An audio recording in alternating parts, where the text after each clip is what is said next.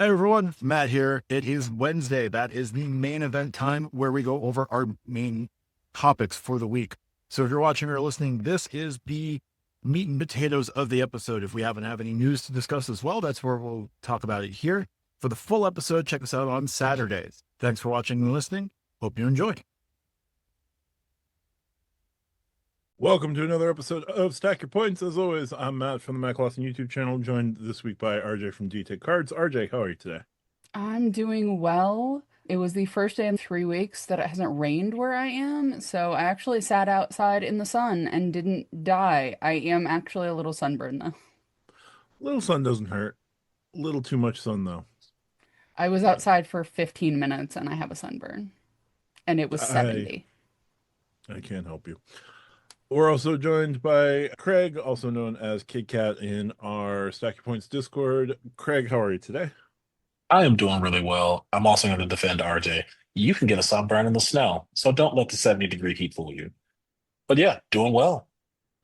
Snow burn, snow blindness, these are not good things. Tariq and Lonnie are still out on special assignment this week. They'll be back soon, but we're going to have a party this week regardless. So, and good news, everyone. We have news to talk about this week.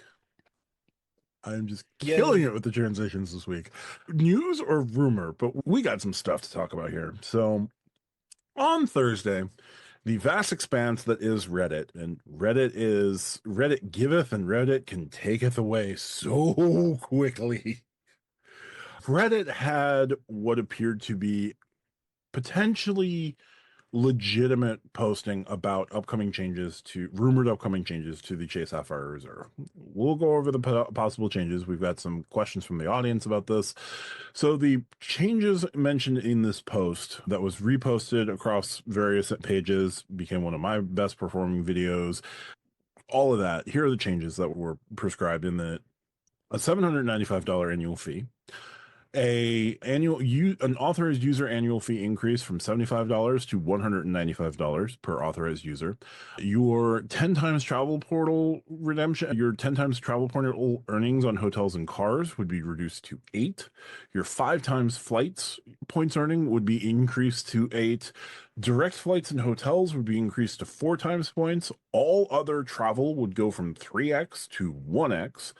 New benefits that were highlighted: a $500 edit credit, the edit credit that was split into $250 semi-annual credits, $300 in dining credit via Sapphire Reserve tables. This is a program that they're launching with Open Tables and the Infatuation. That's broken up into two $150 options. $300 StubHub credit broken into two $150 semi-annual credits, $300 DoorDash credit via $25 a month. Now, the current DoorDash credit is broken into 3 credits that equal $25 a month, but I don't know if this just would be a straight $25 a month. Open to interpretation.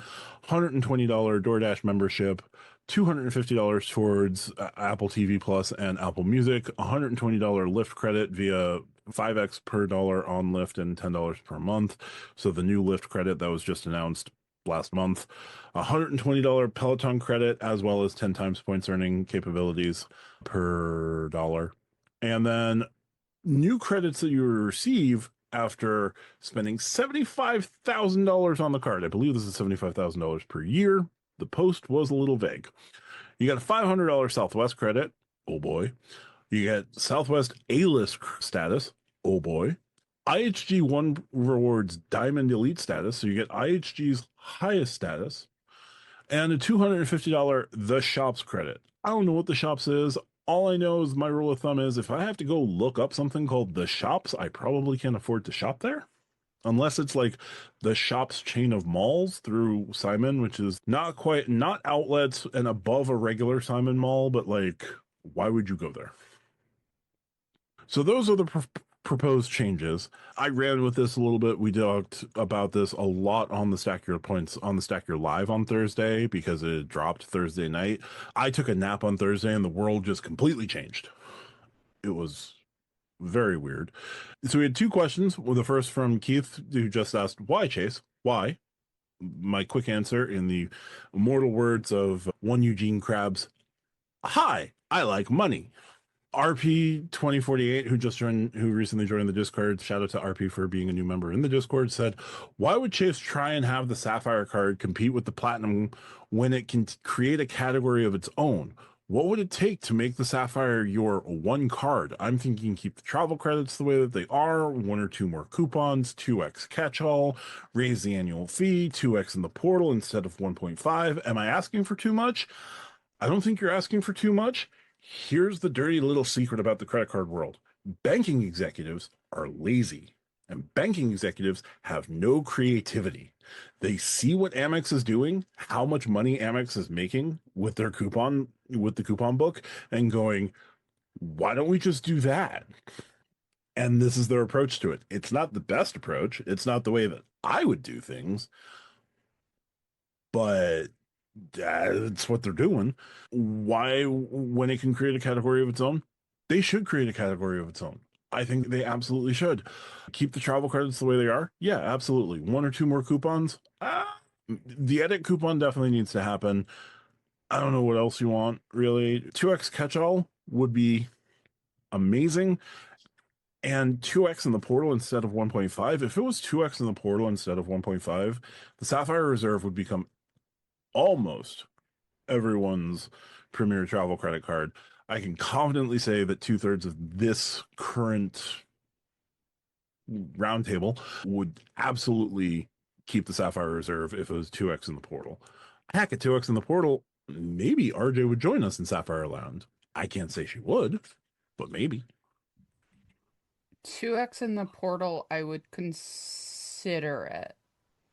Consider. But probably not. It's fair. So these rumors popped up on Thursday. It has been the talk of the internet since. RJ and I spoke about this at length on Thursday. Craig, what are your thoughts on this rumor? I will say I am in the minority here. I don't believe they are as bad as we would like them to be. I think that the vast majority of people, when you're talking about travel, you spend most of your money on flights and hotels. Now, there are some folks, I think Lonnie is a prime example of that, where he goes on what, 2 or 3 cruises a year. That is going to be a big hit for him to lose 3x versus 1x on the travel category there. I also think that losing the ability to have that broad general travel category is something that's a bit problematic. But all in all, for as far as the multipliers go, I think it would be an overall win, honestly. And I know that's an unpopular opinion there, but I think it's a win. For me, I look at what the proposed credits are with the edit $500.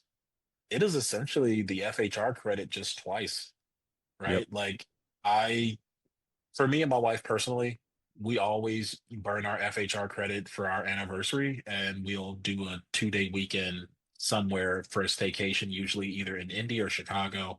We most time just go to the Pendry. It's a cheaper, nicer hotel, but it's it covers, and that is a good one for one. I give the FHR credit full value. I know you can use the edit by Chase right now at the Pendry and in a few of the hotels that we frequent for our anniversary. So getting 500, that's more than 200. I like it. I have quite literally never, ever, never once used Chase dining. And that $300 free dollars doesn't change that for me. I'm not going to go out of my way unless there is some ability to get better reservations. Not going to happen. Don't really use DoorDash right now for me personally.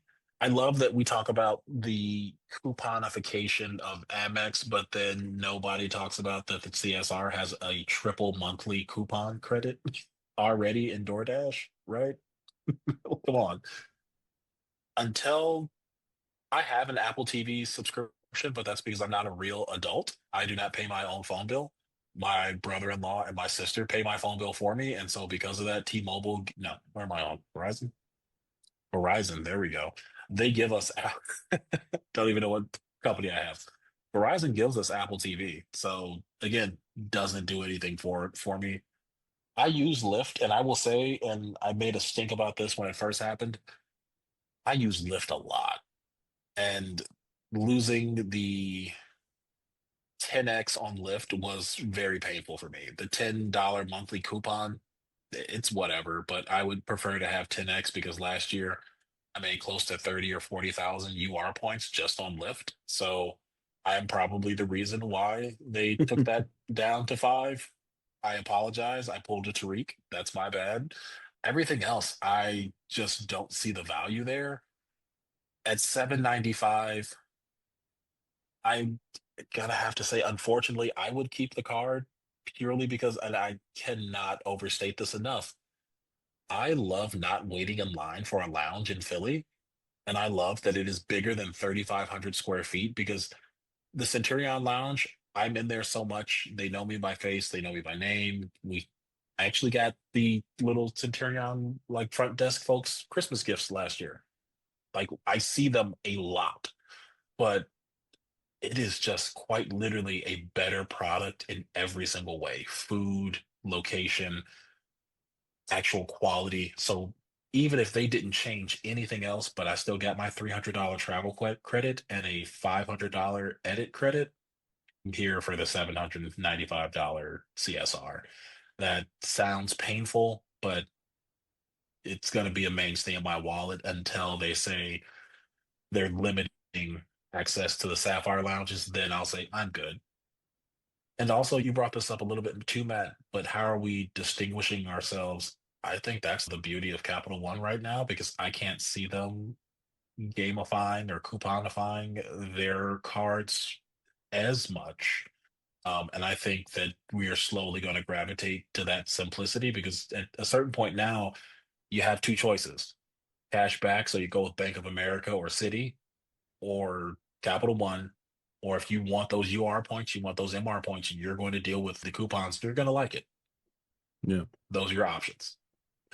Now, again, this is still just an unsubstantiated rumor, and the earliest we might find out about anything might be this week after the Sapphire Preferred's 100,000 point offer becomes a 60,000 point offer again once that ends. That might be the absolute earliest we would find out about something. But here's my thing with all of this. As I've thought about it since Thursday, as I've tried to think about it, we don't know the full extent of everything. So like that $500 edit credit, if it could stack with your ability to pay with points through the edit, that could be super useful. Right. We don't know the full extent. The StubHub credit, if it's 150 semi-annually, that's pretty easy. Buy a couple tickets somewhere, you're probably good. We don't know the extent of the DoorDash credit. Are they going to reformat it for the Sapphire Reserve specifically because the Sapphire Reserve has its 3 stupid coupons to 1 coupon? If it becomes 1 coupon, that's a trade you can almost make 1 for 1. We don't know, like, part of my conspiracy theory thinking on lowering the travel multiplier in the portal with hotels specifically was Chase is starting to move out the ability to gain status and nights toward status, your status reflected and nights toward status outside of the edit. Right now, they've added Omni hotels to Chase Travel and Virgin hotels. There's 60 properties in the United States where you can earn points not only in the Chase portal, but also points toward elite status with Omni and Knights toward Omni. If they lower the point earning capability and you can now earn Marriott points through Chase Travel outside of the edit or Hilton points through Chase Travel outside of the edit, now you're bringing in a lot more spend inside of Chase without having to worry about the coupon books, without having to worry about anything like that. Now you can build up huge point stacks using Chase Travel and redeem in Chase Travel with Hilton for less than 5 nights and guarantee yourself at least 1.5 cent per point on that redemption. Most Hilton redemptions, to get that cent, more than 1 cent, you're going to need to kick in that 5th night. Most. Now, I'm not saying that there aren't any Hilton redemptions that you can do for more than a penny per point. There's likely pretty good value all across the area. But getting that 5th night free usually helps in raising your overall redemption for it. So All of that makes sense. I don't know how the Apple TV and Apple Music credit shakes out. And 3x on flights and hotels becoming 4x, super useful. The rest of the travel being reduced is a weird trade to make when the calling card of the Sapphire Reserve is the travel and dining, like the super travel and dining card in the Chase lineup. It's odd that you're going to reduce other travel benefits. Are you moving those to Freedom cards to complement the Sapphire Reserve now? Are you moving that to the Sapphire Preferred and now making the Sapphire Preferred 3x everything travel, like all other travel, and you're going to lift the one Sapphire rule? What is the Sapphire Preferred looking like after all of this?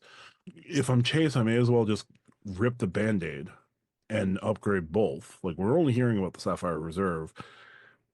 The Preferred could see a jump to 150 and become like really awesome at 150, or it could jump to 150 and be still a dog at 150. Like, it's interesting that there's been no word on a Sapphire Preferred refresh at the same time as the Sapphire Reserve. Like, just get it out of the way. You don't want to do another cycle or another news cycle or two and go down the lineup with the changes. That doesn't make sense to me. Why? And literally why?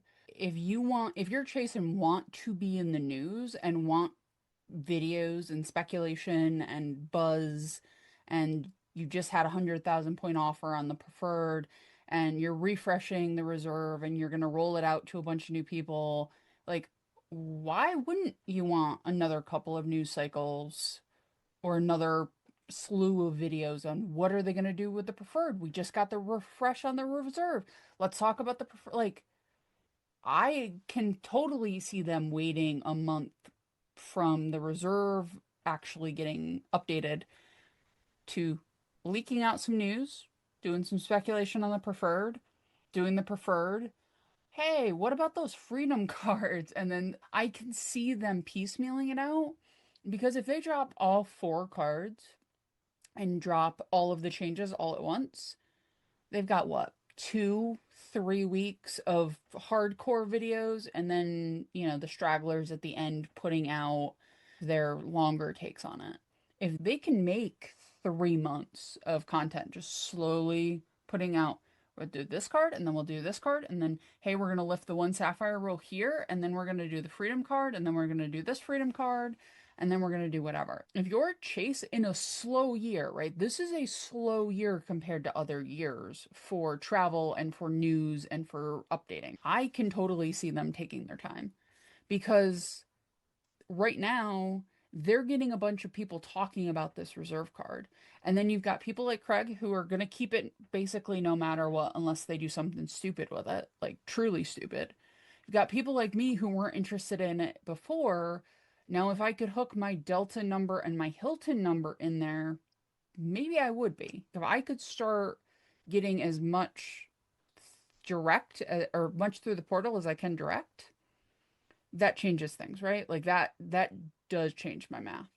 You're always But able to get your Delta, but if you can get right. your Delta and your Hilton, But that if would. I got to get them both, because I'm not going to split, I'm not going to go portal for airlines and non-portal for hotels. If I'm going to book, I'm going to book it all together. And I am in hotels more than I am flying. So the inertia of booking direct is Right. already there. Anyway, but no, I can totally see them piecemealing this information and just seeing how things go. I do agree that they're going to have to lift the one Sapphire rule, because I do think I think the Sapphire Preferred is going to get 3x travel. Maybe the no annual fee Sapphire comes back at the $95 annual fee. They bump the Preferred up to 250, and then they have the lineup, right? Because that's roughly the lineup Amex has. You have something about $100, you got something around 250, you've got something around 7. That could be a mirror. And I think, to the point of why are they trying to compete with the Platinum is the most famous credit card in America.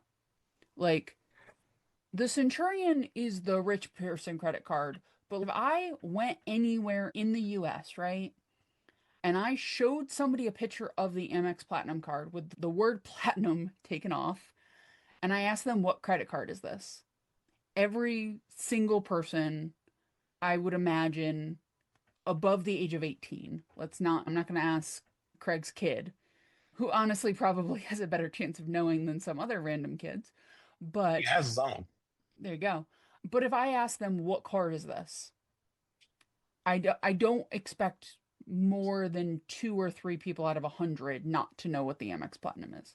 If I did the same thing and took off reserve off of the Chase card, the Chase reserve, and I said, what card is this? A third may have absolutely no idea. Another Yep. third might think it's the preferred. Chase wants to bump that number up. They want everyone to know what the reserve is. And the way you do that is compete directly with the most famous card. Yeah. The problem is if you go for the king, you cannot miss. That's the line. And I think if you're in an urban environment, the Sapphire Reserve tables, I looked it up while we were talking. It's basically resi, Yeah. which means it's in cities, which means for a lot of the country, it's not going to work day to day. It might work for a trip. If I ever go down to San Antonio and say, hi, Tariq, and I have this card or he has this card, yeah, we can use the credit for dinner. But if it's not a general dining credit and I can't use it at a local place in the boonies, Yep. like this credit does nothing to it's worse than the Resi credit. At least the Resi credit, you'll get a random place like where the rich people summer because it's a word you can summer when you're rich, right? And sometimes in upstate New York is where they decide to summer. But Sapphire Reserve Tables doesn't have anything like that, as far as I can tell from the 3 minutes I was on the website while we were all talking. So that Yeah. becomes the problem, right? This is becoming a more urban card, which is going to get more people focused on it because of population, but it is going to exclude some people that live outside of the cities who have it now. So we'll see. I also think that Apple TV, Apple Music credit is going to be a credit where you can buy content because that'll lock you into Apple's ecosystem. And Apple loves nothing more than to allow you to lock yourself in. Apple Yep. doesn't actually lock you in very tightly. I think people overestimate how much they lock you in. You lock yourself in. And that I think is what people don't realize with Apple is it's a lot of you making that choice because things work so nicely that you get to make the choice of, hey, the headphones I have on my head work really well with the 2 different laptops I have in front of me right now, the MacBook Pro and the MacBook Air, because yes, I'm that person. So I'm going to get the headphones that work with the computers I have. Apple didn't, the QC Ultras I have in my bag, I can totally pull out and use, and they work just fine, but they don't work as well as the headphones on my head. So I think Chase is also following a little bit of that of if we give them a reason to lock themselves in, they will lock themselves in. You That got to makes get the sense. Apple card. I did find that little bit of commentary interesting, especially with the rumors surrounding the Saver X, where that's supposed to get like an $120 Apple Music membership as well, if I remember Apple is correctly. very happy to work with whatever company will give them money, allow them to put a credit on a card, and allow more people to hit the Apple ecosystem. Apple Yep. is over 50% in the US of all phones. Yep. So, like, I understand if you're from Europe or another country, like, yes, I get it. We're more Apple-y than you are, and you have Signal and WhatsApp and all of these other things. We don't do that here. Like, I'm happy you do it there. We do not do it here. So, like, bubble color matters, especially to younger people. Oh my God, if you have a green bubble and you text somebody under the age of 20, like I have an iPhone, so I don't hear it, but I had a couple younger members of my family like literally recoil at a green bubble, and I was like, even I don't recoil. Like I make fun, but I don't recoil. You get shunned. I had my RCS is niece and nephew tell me that, oh wow, I didn't realize you all were on hard times. What do you mean? I texted them from my work phone and they're like, yeah, you have a green bubble now. Could you not afford to keep your iPhone? I need you both to know that you are unemployed college students. Yeah. Leave me alone. Really Yeah. want No. that foldable Apple phone. Like the amount of, I might have to get the business gold again when I buy the foldable iPhone in a year or two when it comes out, because that might be a sub unto itself. No, that's fair. I think my biggest issues right now with the Sapphire Reserve refresh, if this is what it is, you had an opportunity to add, like, if you're coming from the Platinum card has a really good hotel status associated with it and an absolute crap fest hotel status with it, where you could do the same thing with Hyatt Discoverist, being a bit of a crap fest, or Marriott Gold. You still have the option to present Marriott Gold, and you could give IHG Platinum. You don't have to go full diamond, but you could just give IHG Platinum on the $795 annual fee. And if they're not including a hotel status before spending $75,000 on the card, then they are missing most of the point. Also, Southwest, sweetie, like you're the $75,000 aspirational move up. Like maybe guys, maybe Chase and United just aren't that into each other anymore. Could you imagine if United went to Capital One and we just got to see Lonnie going through the 5 stages Lonnie's of world grief? would melt. Or Wells Fargo. Wells Fargo would be the most fun, but I Yes. do wonder if they would get 1-to-1 with United with the attune and how their cards earn. No, it'd probably be 3 to 2, 1.5. Yeah, the whole everything on the 75,000 spend makes me question this rumor. Southwest is in such a way that A-list status should just be included on the Sapphire Reserve. Have to spend so you shouldn't have to spend 70. Like, to me, the $75,000 goal should be access to the Polaris Lounge. Should be, you're going to put $75,000 through the card, you should get access to British Airways lounge, like executive club lounges.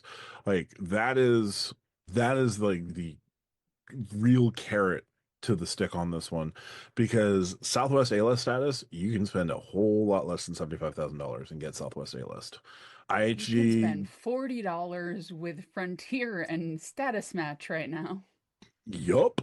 Although that did end, I think, that did end a couple of days ago. But you could have spent $40 and status match back to A tier status, and then done what you had to do to keep A tier, A list. Sorry, none of the $75,000 rewards make a lot of sense. Now, I'm not here to say that they shouldn't have $75,000 rewards. If you have customers who are consistently spending, and I think RJ was talking about this in the pre-show, consistently spending like 72, 73,000 a year, or like they fluctuate 1 year at 72, 1 year at 78, like getting them as close, like getting them consistently at 75 and 75 plus and giving them a reward for that. Sure, be my guest. Send them an Hermes bag every year. I don't care what you do at $75,000. I'm not putting $75,000 through my Chase Sapphire Reserve. Send them Hermes Apple Watch bands. I don't really care. Like, just send them some Hermes and be done with it. $500 Southwest credit. Who's going to incentivize themselves if you're putting $71,000 through the card every year? Man, if I put $4,000 more, I'm going to get a $500 Southwest credit. No one's going to jump on that. Oh man, if I spend $4,000 more, I'm going to get Southwest A-list status. Oh This boy, is also assuming that Southwest is going to be here in 5 to 6 years. which it's not. I don't Not with know the if way they're Elliott going to be there Management's in doing five things. to 6 months. Rewards Diamond, again, you can get that significantly cheaper. Significantly cheaper without spending 70 nights at an IHG. If you're the sort of person who wants to spend a whole bunch of spend through a credit card, $40,000 on the IHG One Premier card, get you IHG Diamond. Save yourself $35,000. Now, this rumor also seemed to indicate that everything that is currently on the card, everything else that's currently on the card, 3x dining, your $300 travel credit, TSA pre-check, global entry, access to the lounges, all of that is still on the card. So all of this is in addition to that. It's still 8x in the portal, 4x on flights and hotels, 3x on dining, because a Chase card without 3x on dining is like Lonnie without a United flight. Weird. 1x on everything else. Like it just, I don't know. I want to see the full revamp after this. This just tells me that the Sapphire Preferred will actually start getting interesting because it's going to at least 150, probably more. And then it'll be interesting to see how they fill in of the bottom of the barrel now at 95 to keep having that $95 transfer tax that the Chase has. Chasing Preferred is also going to go from 95 to 150 probably. So be prepared for that. How soon after this happens with the Sapphire Reserve or what like something that I think we can all agree Sapphire Reserve is getting changed. Annual fee is Yep. going up. Yes. How fast after that happens are we talking about the platinum? I'm already talking about the platinum because it's very important in my wallet, but Same breath, honestly. I'm waiting for I those. I'm waiting for that to drop. I think the platinum we probably have a few years, and the reason for that, and I think we talked about this a little bit before, the 50th is coming up here soon, and I think that's where they really kick the can to the next level of annual fee. I'm a little afraid to hear what it's going to be, but I hope that it was also enough to push people out of the Centurion Lounge networks. But that's just me. I there's I'm of two minds of the platinum. I either want it to go up not at all and just drop the Equinox credit and put something else I can use, or I want it to go up substantially to 1500 and have it be a bomb card. I can't I sometimes go back and forth, right? If I could just get Delta Silver and then keep the two reserve cards and get gold automatically and just be happy, I would probably pay that, assuming everything else checks out, right? I'm not here to light money on fire. I just think about lighting money on fire a lot. But I part of me wants them to just say, you know what, we're gonna put this up to 1200 and make it an incredible card and make it a status again. And I could see Amex being like, all right, we let a bunch of people in. Let's cull some of that. Let's go back higher. Let's drop numbers. And then, because here's the thing, if you drop a bunch of people, eventually some of them will come back, right? And that's how you get those great numbers for your stock reviews every year. So the 40th anniversary was just last year with the Amex Platinum. I don't think they're going to stay at 695 for 10 No. more years or 9 more years counting this year. So there's going to be a step up refresh at some point, whether that's this year, next year, 2028. Like at some point before the 50th anniversary, there's going to be an annual fee increase, a benefits refresh of the American Express Platinum. I think they can get away with not focusing on the Platinum while the Sapphire Reserve takes a lot of heat for a good 5, 6 months and slowly introduce the 195 to 250 green card refresh that is likely to happen. RJ now questioning all of her life choices. No, I think I know the green card's getting refreshed. I'm interested to see what the green card goes to. Yeah. I'm interested to see what the other car like we with their filings, we know they're probably bringing new cards back. We knew when they took the everyday cards away, they were going to bring new cards back eventually. So I'm very interested to see what they do. Yeah. I would love them to do a charge card that's no annual fee because I'm tapped for credit cards with what they will let me, but I got some room for charge cards. So if they could do a like a $95 charge card that was worth my time, then Amex. Let me give you money, Amex. I am very good at it. Business green refresh also coming, probably. Hey, if the business green got something worth it, I would consider keep. I don't hate that card just to hate it. I hate it because of the multipliers. If you Yeah. give me something good on that card, I will love it.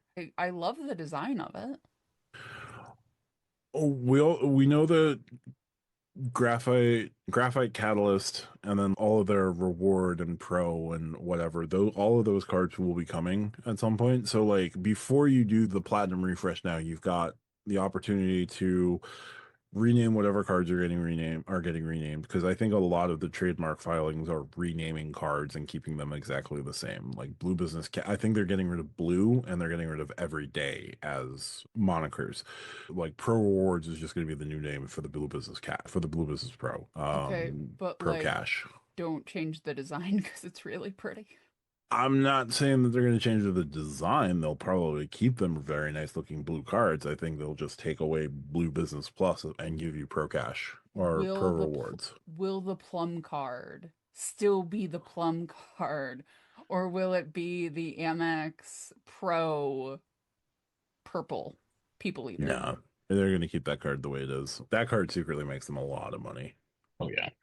So the Amex Platinum refresh, I think if a Sapphire Reserve refresh comes out in the next month or two, you'll probably see the Platinum refresh kicked to the end of the fourth quarter or beginning of next year. I think that's a pretty safe assumption. I think they do a mini one, and then I think they do a big one for 50. Yeah. But getting through the next 9 years, I don't think they're going to be able to keep it at 695 for the next 9 years. Unless they come out over the top with a crazy card in between Platinum and Centurion. No, I can see that. That we could definitely see. But that's going to be like a $1,500 to $2,000 annual fee. So To me, if it pencils out math, whew, I'm gonna have to talk to an Amex chat rep.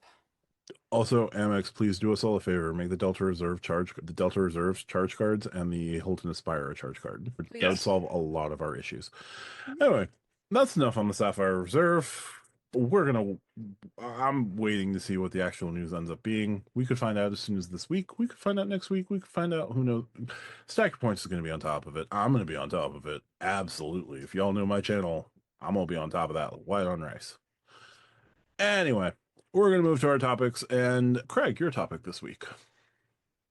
Yeah, I think that we give a lot of really fantastic advice in the credit card community. And I think that we give some less than stellar advice.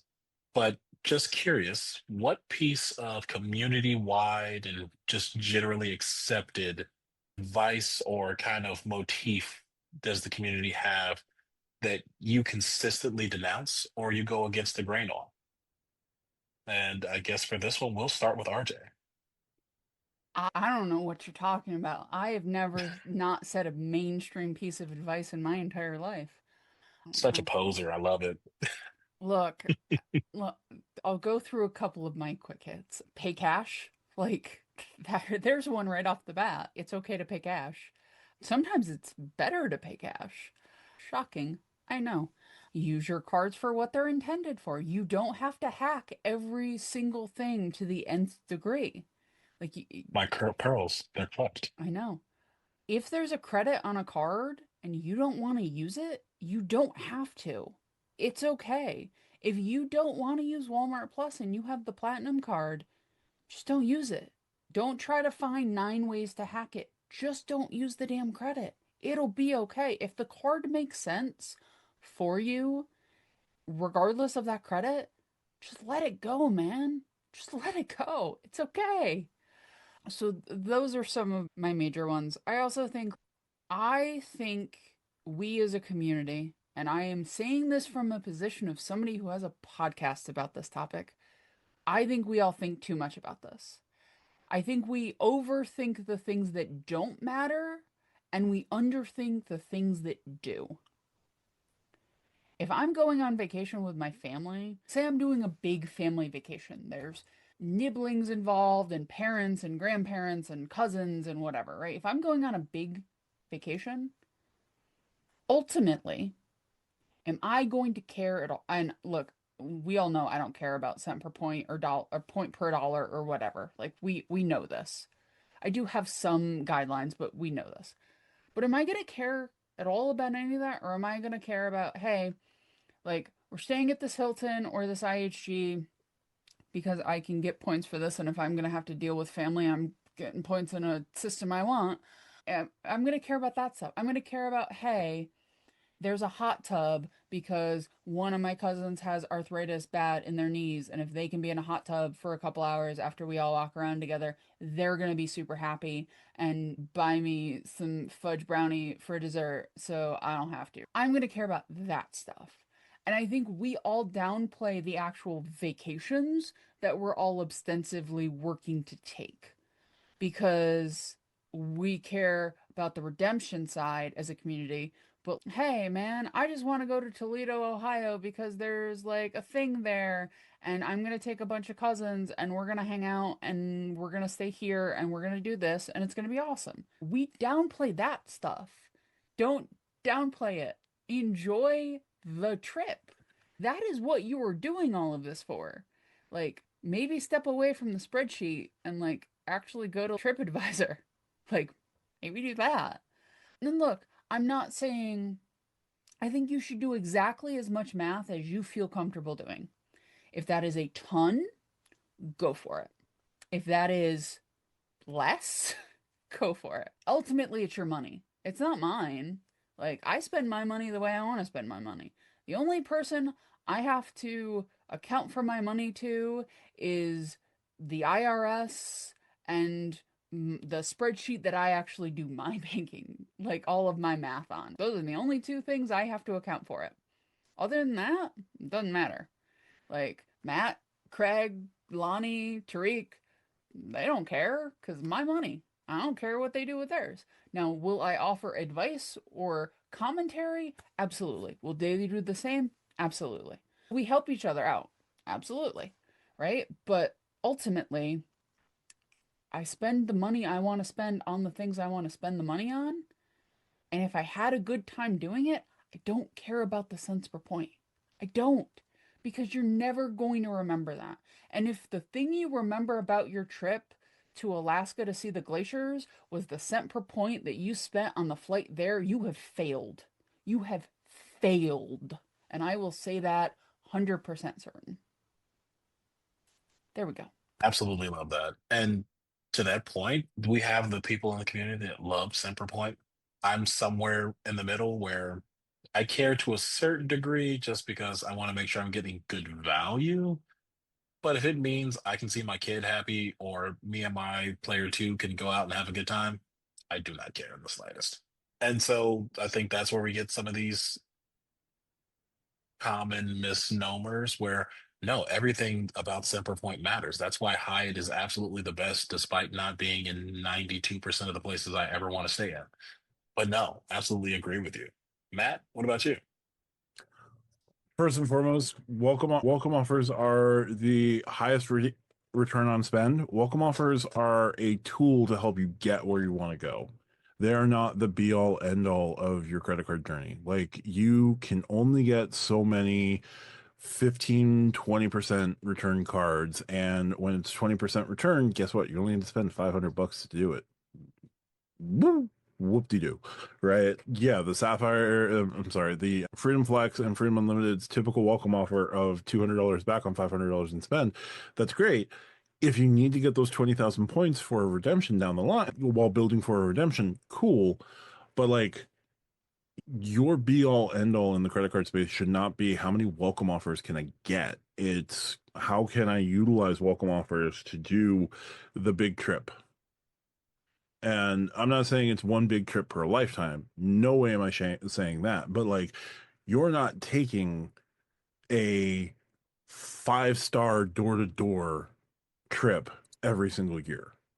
If you are able to take a 5-star door-to-door trip every single year, I don't necessarily think you're doing it on credit card points. You probably have a nice hoard of cash that you can make that happen. Good on you that you've made that sort of money.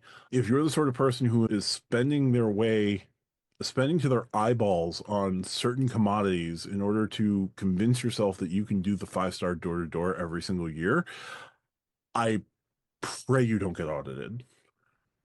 Yeah. And if you do, I pray you can pass your audit. I'm not talking about American Express Rat Squad. I'm talking about like the forensic audit from the folks in Washington who still amazingly have jobs. That audit I'm worried about. So the you should always hunt after subs no matter what is overblown. Now, welcome offers, say no more. Welcome offers are a useful tool. Welcome offers are definitely helpful. I'm not here to knock welcome offers. They are a great tool, especially as you're building your way into a new ecosystem or you are utilizing them to do one of those big like 5-star door-to-door redemptions, which are awesome, don't get me wrong, but they're not going to be the be all end all. Cent per point, I don't necessarily want to say I'm somewhere in the middle. Like I would lean more toward RJ's cent per point thinking. Realistically, I think flex your big wins, but not everything is going to be not everything is necessarily going to be a big win, right? Your international business class trip being 15 cents per point, sweet. Highlight that. Shout it from the rooftops. The fact that you had to settle for the Capital One portal or the Chase Sapphire portal in the Chase Travel portal when you landed internationally because you burned all your points there, now you have to settle for 1.5 cents per point on a not so great hotel. You made a trade-off, and it's perfectly fine to make that trade-off, but you made your decisions. So flex your wins, sure, but also highlight the fact that maybe your wins were supplemented by other things. Now, if you got an overall, we're not all, Chad plays this game at a whole other level. Chad from Chad's Money Minutes, check out his channel. We are not all Luke from Luke's Points and Miles. Luke plays this game at a whole other level. You can check out Luke's channel. You're not always going to be able to hit those highs that they can get and work those averages. Like they know these programs like the inside and out. They can show you how to get to where they get in terms of their cent per point redemptions and their ability to flex their cent per point win, but you're not always going to be able to do that. You should always keep in mind that, yeah, cent per point is like important to an extent, but as RJ said, if all you think about with the trip is what you got for cent per point for the flight there, you failed. Enjoy the pyramids, enjoy the Burj Khalifa, enjoy whatever buildings you're going to go see, enjoy the Louvre, enjoy Nice, enjoy Monaco, whatever you're doing, right? Enjoy that. Don't make, oh, I got 23 cents per point because I used some random program that no one's ever heard of and booked United through Air India Maharaja points that I did through my mortgage with Mesa, and I got 40 cents per point on my flight. Cool. Do you know how many people are actually going to do that level of trickery? Like you, and that's about it. So yeah, I say all that to say subs are useful, but they're not the be all end all of your spending. Cent per point is cool, but it's not always going to be about cent per point. Take the trip you want to take. Don't kill yourself trying to get 40 cents per point because you think that's the most amazing thing you could possibly have done on the trip. Can I say one more No. thing? Yeah. Gentlemen of the community, which I know is an outsourced amount based on demographics. What you can con your player 2 into doing is not a mark of how smart you are. If you have to beg, borrow, steal, force them, change cards in their wallet without them knowing so they don't know what they have, open cards in there, that is not a mark of a healthy relationship, of a healthy financial situation. That is financial abuse. That is domestic violence.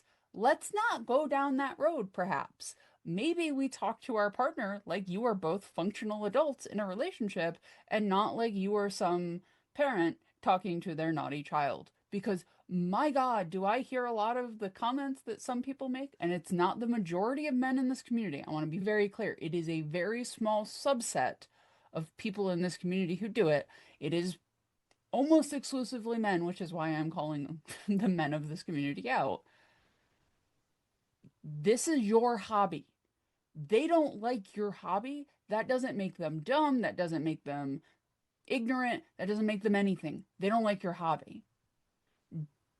just remember that portion of it when you're talking about your spouse. Because guess what? They're your spouse. They deserve a certain amount of respect because you married them. I don't care why you married them. I don't care when you married them, but you did. So unless you're getting divorced, maybe show a little bit of respect because my God, as a woman in this community, just nothing makes me dislike somebody more than hearing them talk down about their player two because their player two doesn't want 7 different custom caches for each day of the week and won't like rotate cards and has to deal with the kids and getting groceries and doing 4 other things, but they don't want to think about credit cards when they're doing that. And it is a pet peeve of mine that I needed to address. I'm glad you addressed it because genuinely, when people are like, kid, Craig, you spend $40,000 a year on groceries. Why aren't you running multiple gold cards? Or why aren't you doing this or that or the other? Can I tell you? So I'm actually the primary grocery shopper for most of our stuff. And then we split a lot of our household cooking. My wife puts the vast majority of her spend on a Chase Sapphire Reserve. And if she remembers, she'll use a US Bank Altitude Reserve because she's, oh, wait, I can click my phone. But I'm not here to force you into doing anything. And then to Matt's point about subs, could I probably churn through 10, 12, 13, 14, 15, 20 subs a year between both our credit profiles? Absolutely. Am I going to bother my wife with that much? Hell no. And I think that like we forget it's just travel.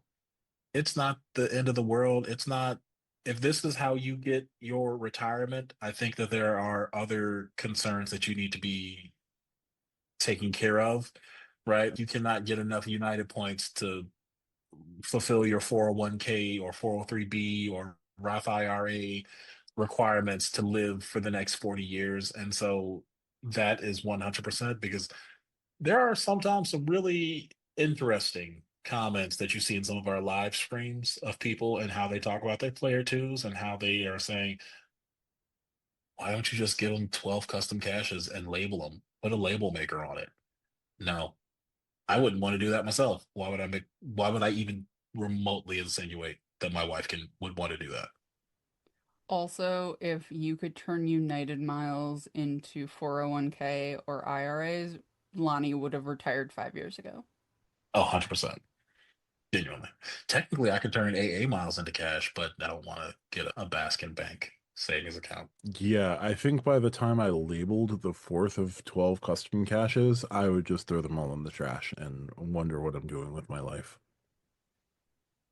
Not getting thank you points, which is very saddening.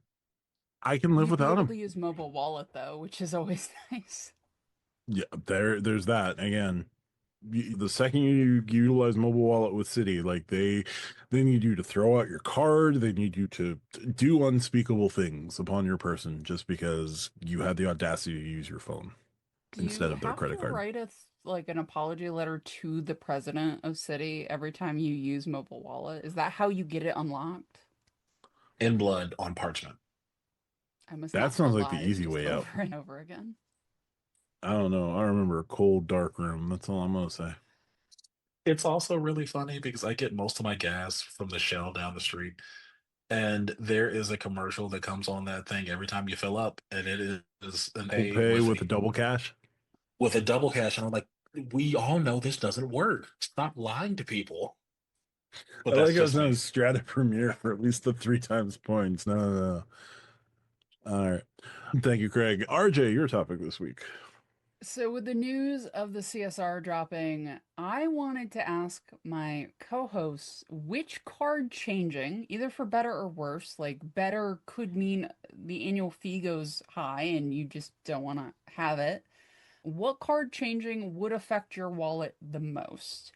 For me, it would probably be the Hiltons going up, the Surpass and the Hilton Business going super high, because those are my primary catch-all cards.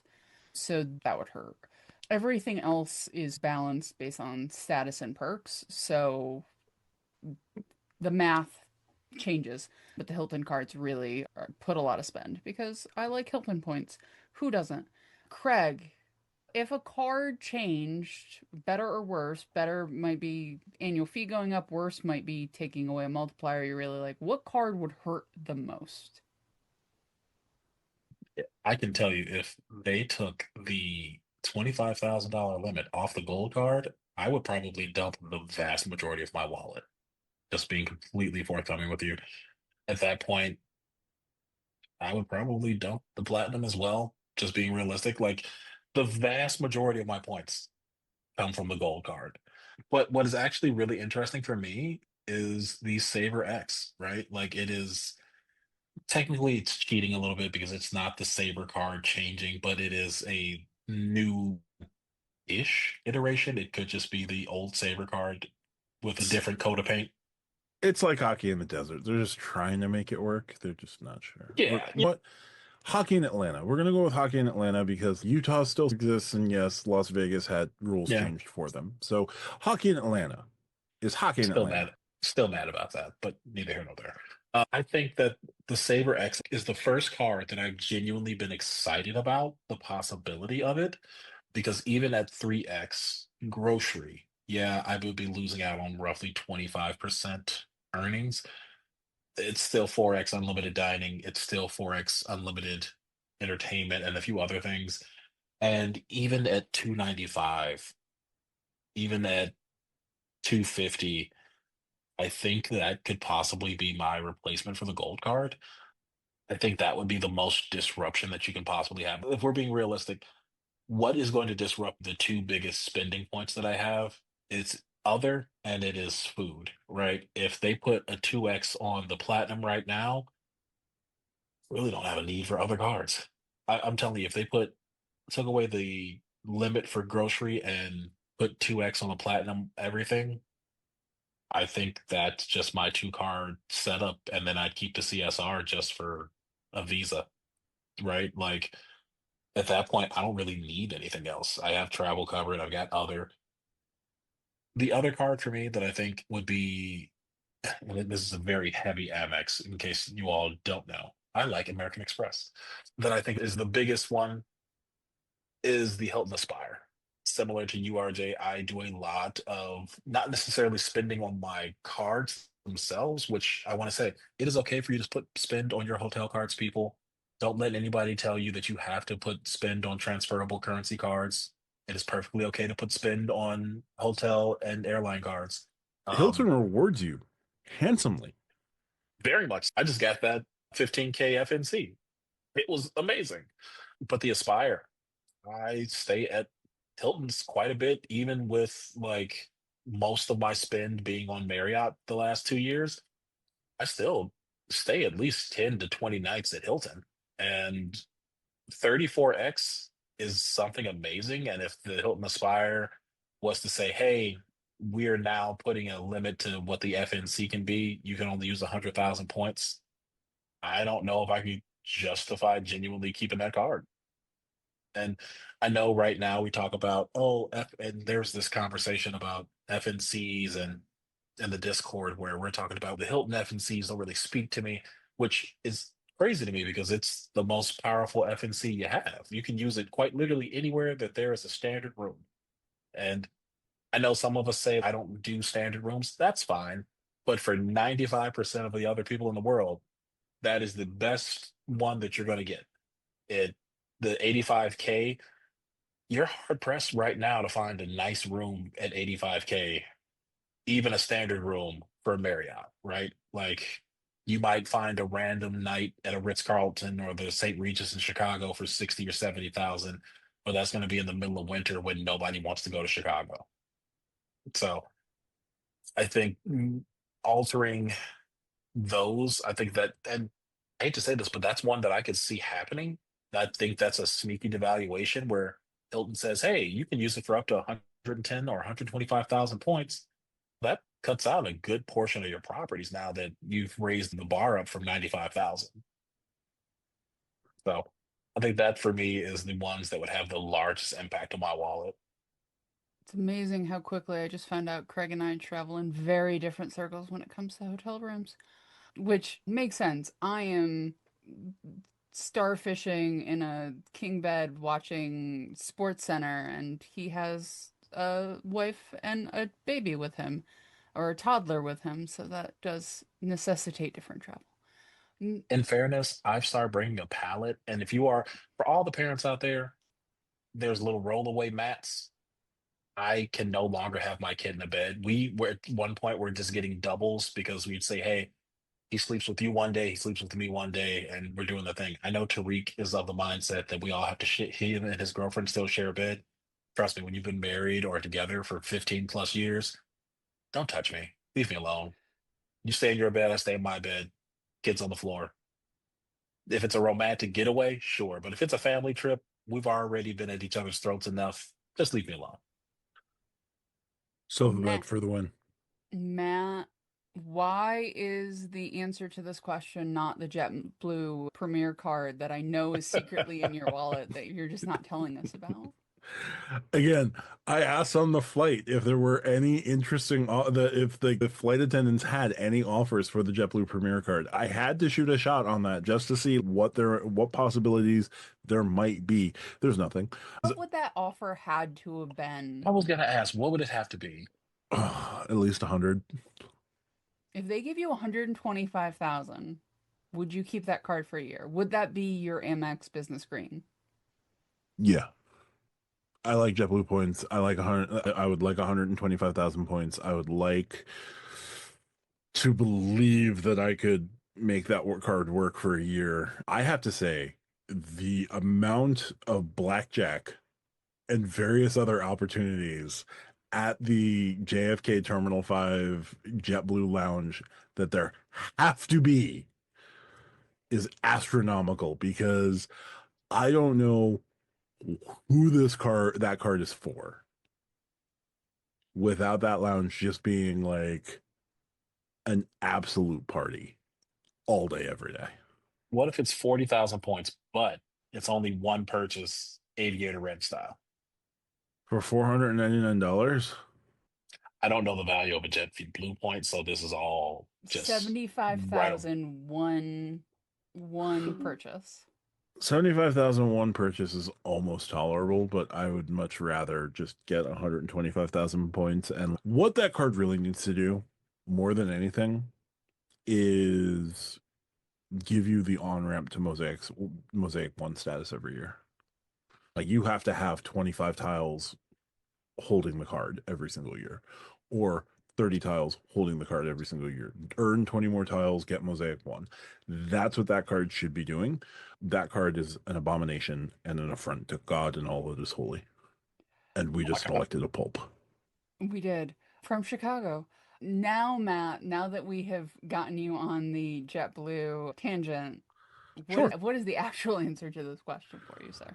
Oh, it's absolutely the CSR right now that is burning a giant hole potentially in my pocket if it's going up to $7.95. Like, luckily my annual fee hit at the end of March, so like I'm good until next year, regardless of what happens.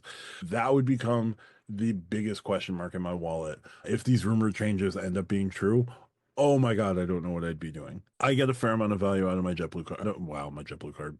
My JetBlue business does not give me a ton of value. It gives me an okay amount of value. Sorry. I get a fair amount of value out of my CSR. I don't get enough value that it's $800 and not being able to fully utilize the edit and fully utilize the travel credit and fully be able to offset with some of the other credits. I don't know that I'd be able to keep the Sapphire Reserve, which would lead me to a question of, do I get the card I hate the most? I don't know. Welcome to the club. Yeah. So this is like this will weigh heavily on me once we get the full details of the Sapphire Reserve update and the full details potentially of a Sapphire Preferred refresh. I could get hit twice where it's, wow, the CSR is really painful to hold, and oh my God, they made the Sapphire Preferred even more painful for me to want to hold on to it. It's Chase. They could find a way. So we'll have to see. I do think the CSP will actually get a very strong set of upgrades, badly needed upgrades. So I think it'll go from a card that is like over ballyhooed and overrated right now to a card that will be like sufficiently rated in the future. in the very near future. So I have high hopes for the CSP to actually be like useful. The CSR, I got to see a little bit. I got to see something a little bit different than what we're seeing in the rumors right now for me to really want to consider paying the extra 245 and make the trade-offs with some of the things that I'd be making a trade-off with. And So still not getting hotel status unless I spend $75,000 through the card. our lovely co-host Lonnie, who also holds the CSR, is on assignment. I don't know if he's seen any of these. I I have am 99% certain that he hasn't, and he's gonna when he lands and comes back to reality, he's gonna be like, "What the hell was that?" I want to, if I had the power for him not to know anything about this until we recorded next week, I wish I had that power because I would like his blind reaction to this news. No, that's fair. That is definitely fair. But yeah, no, it's the CSP for me right now by a country mile. CSR. Yeah, that one. It's late. Leave me alone. Not a problem. Thank you, gentlemen. I appreciate it. Absolutely. Thanks, RJ. We will conclude with my topic, which, hey, y'all may not have realized, but the coupon wars are now in full effect. They were in effect before these rumors dropped, but these rumors make it pretty clear that the coupon book wars between Chase and American Express are on, and we could see other players jump in as well. Now, what is more likely to happen? Is American Express going to feel the effect of the first mover dilemma, where they're the first ones in, they're going to be they're going to be able to reap the most benefits, but as soon as things hit a saturation point, they're probably going to be the first ones to start feeling the pain? Or is Chase or potentially another bank going to clean house in the coupon book wars? Or is there another bank that could enter and win, or a bank who could win a different way? How do you think this will carry forth? RJ, I'll turn to you first on this one. So I think that for the next probably 2 to 3 years, the coupon book is here to stay. Because here's the thing, the reason that Amex and Chase and other companies are doing this is to get you to swipe your cards. Like they're not doing this because they like super love Dunkin' Donuts, right? Amex doesn't super have a thing for Dunkin', and Chase doesn't super have a thing for Apple TV. Like they want you to use their cards because they want the fees associated with you using your cards. And I think they will do that until they get to a point where people are tired of it, and then it'll swing the other way for a while, and then they'll have that for a couple of years, and then it'll slowly tick the other way, and they'll have that for a couple of years, and so on. That's how these things work. I think the Amex has Hilton and Delta, and I think Hilton and Delta being as strong and as, for the most part, Delta is entirely exclusive. Hilton is mostly exclusive. They're with Built as well right now, but that's a weird ish partnership because Built is a weirdish company. But Put I it think, lightly. yeah, I think those two partners being what they are make it a little bit easier for Amex, right? If you hold the Delta Reserve, you hold the Delta Reserve for a couple of reasons: lounge access and companion passes.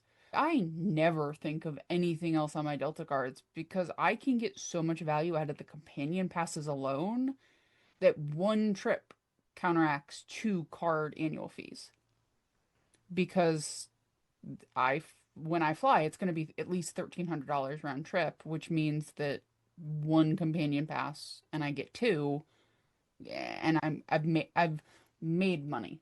I am, for the audio listeners, I am putting made money in heavy air quotes, but just that is something that works for me, right?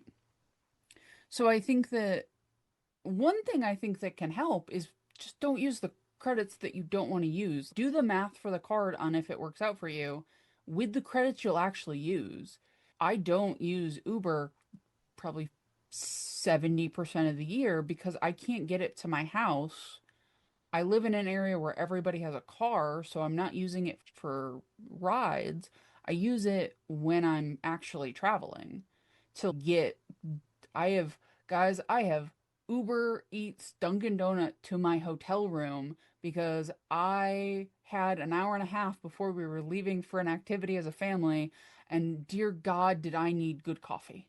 And yes, to me, Dunkin' Donuts is good coffee. I'm from the Northeast, leave me alone.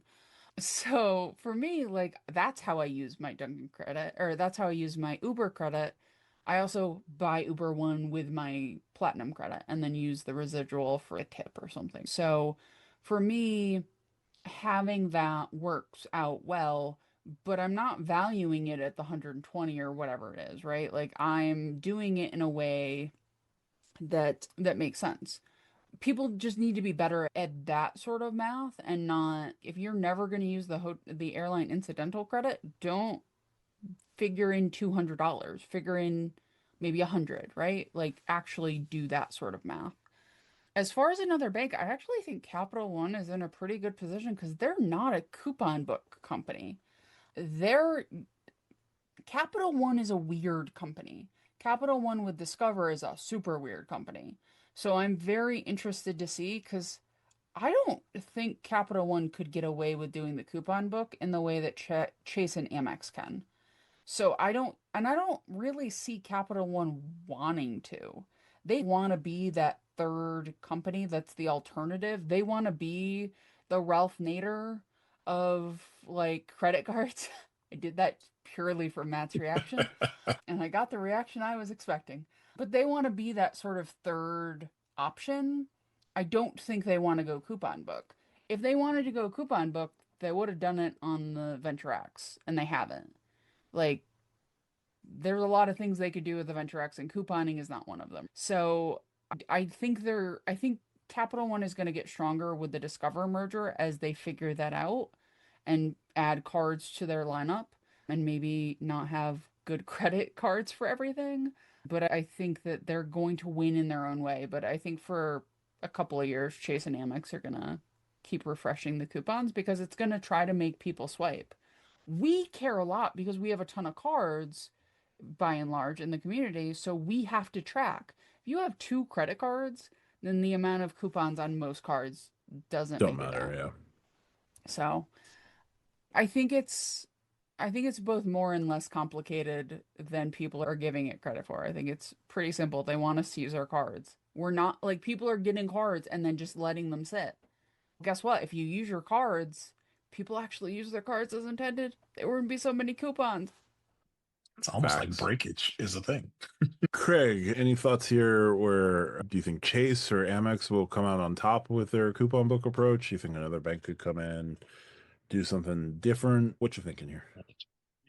I think Amex and Chase are Pepsi and Coca-Cola, and they are both too big to truly fail. They may have some falter and some stumbling here, but I think that they are the movers and shakers and determiners of what culture looks like in our communities.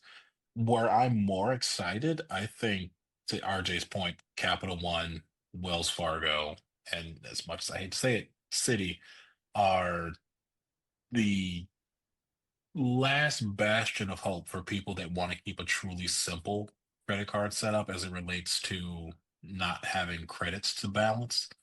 Being realistic, you could run an all Wells Fargo setup right now and you can get darn near anywhere in the world. You may not have the hotels that you want, but use some of that cash back to pay for the hotel you want to use.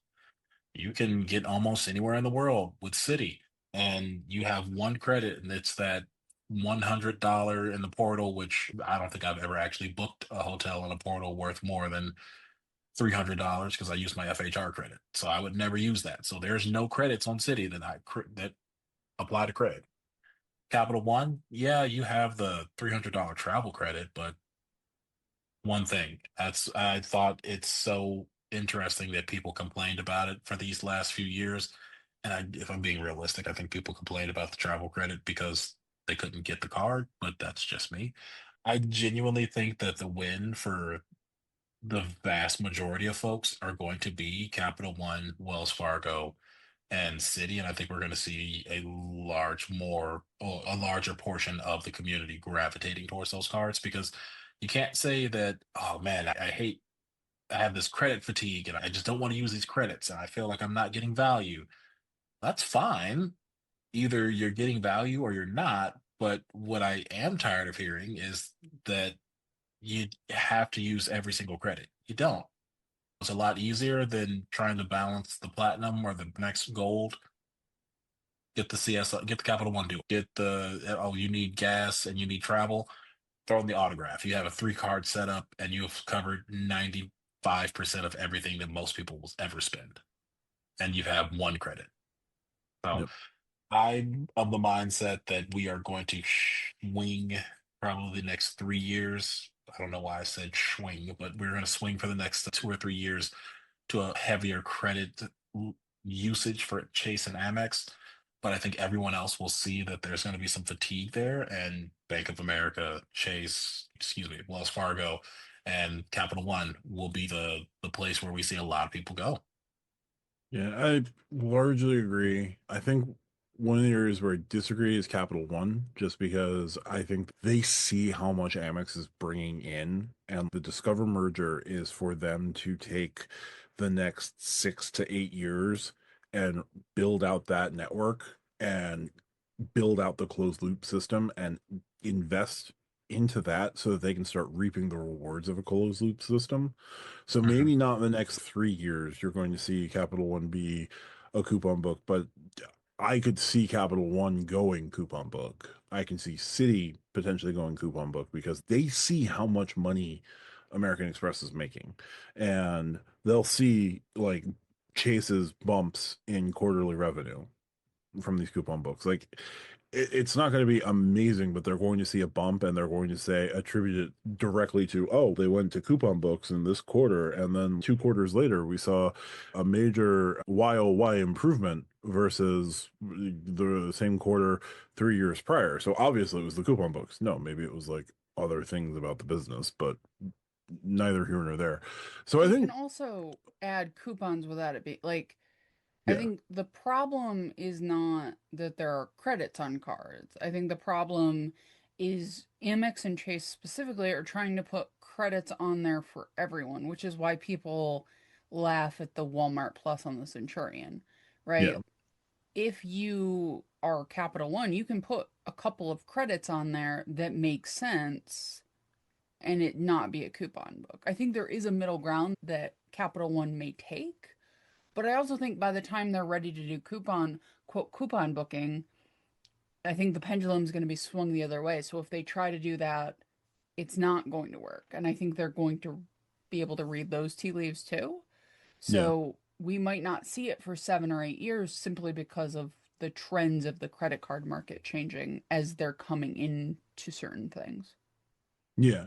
No, I can agree with. I think they aspirationally want to do the sort of thing that American Express is doing, but until they build out their closed loop system, which has to be the reason they bought Discover, otherwise why would you buy Discover? Until they get to that point, it doesn't make a ton of sense. Like Citi, if I had an idea of what Citi was trying to do at any given time, like I could actually make some money as a business analyst because what are they doing? So Citi has to tread lightly, but Citi's started getting into things with the American Airlines executive card. Like that thing has $360 in credits with Lyft and Avis and Grubhub. So it's not like they kept them in-house with American Airlines hotels or anything like that. So Citi could get in there. I think Wells could easily be that we don't need coupons, we don't need credits, we offer strong cards, we offer strong multipliers, and the people who are going to use us are going to use us, and we've been building out our transfer partners. Like they can sidestep everything. And them jumping into the coupon book right now, even if they launch Autograph Beyond and Autograph Beyond is like a smashing success, it really doesn't make that any sense for them to go into this level of crediting because their cards are strong enough to be able to be used across the board. I love though that, look, I'm gonna pick on you because I'm gonna pick on you, Matt. But I love that you're like, no, Capital One's gonna do it because they're gonna see how much money Amex and Chase make. But Wells Fargo, their cards are too good for the coupon book. It's not so much that the cards are too good for the coupon book. Like, I'm sure if Charles Sharp could like demand a coupon book, they could make a coupon book. Who likes Wells Fargo? You? Okay, yeah, I'm just some schlub on the internet, but what is Wells Fargo associated with? Anytime anyone ever brings up, mentions the name Wells Fargo. Chase has done terrible things. HSBC has done horrific things in its history. Deutsche Bank has done terrible things. Credit Suisse did really terrible things. City still owns part of Haiti, so that's a thing. Citi still owns part of Haiti.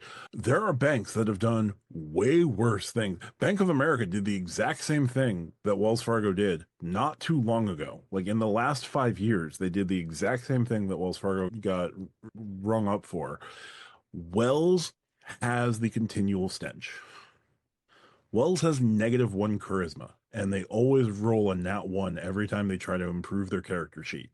I think you have a lesser opinion of the public's opinion of Wells Fargo than the general public actually has.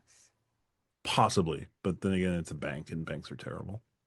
I'm not saying that Wells Fargo is great and most beloved, but on Thursday when we have our live, we will be going over the admittedly small sample size of the Stack Your Points survey, and Wells Fargo did remarkably well in that in terms of how much people like them. That's fair. People like Wells Fargo, Matt. You're gonna have to accept that you're not the weird kid eating glue in the back of the room. Wells Fargo is in fact mildly popular. I like eating glue with blackjack. And hookers. Because it's a fun thing to do. No, I can see that. I don't know. We'll see. But like the coupon wars are here to stay, and it's terrifying. But why is it like it's annoying if you care about the coupons and you're trying, I get it if you're trying to extract every bit of possible value, like it's annoying, right? But if the card works for you and you don't want to use a coupon that doesn't work for you, just don't use it. Yes, and we will continue to harp that in our small but growing audience. In the meantime, there's still going to be like how many videos were there when the AmEx Gold was $250 that said that the AmEx Gold was effectively a $10 card? You could hold the AmEx card for only $10 a year. The AmEx Gold for $10 a year. Matt, I don't watch anybody else but the co-hosts of this podcast. I don't know how you could expect me to know that. That's fair. Craig? I have never been one to say that it is a $10 card. I guess my thing is if it lines up with your life, use it. Yes. I think that's where no one wants to admit that they don't have a luxurious life, and I will be the first one to tell you, I do not have a luxurious life. My wife has had me in the back shoveling dirt into a garden box because she wants to make peppers, because she wants to be a doomsday prepper, because she thinks that the world is ending, which not too far off. But that's not luxurious. And I think that we say that these cards are trash because, oh, it's just who could possibly have this lifestyle? Let me assure you, there are people that spend $120,000 a year or more on a platinum card and don't care about a single one of these credits. They had no idea that they don't even know what FHR is.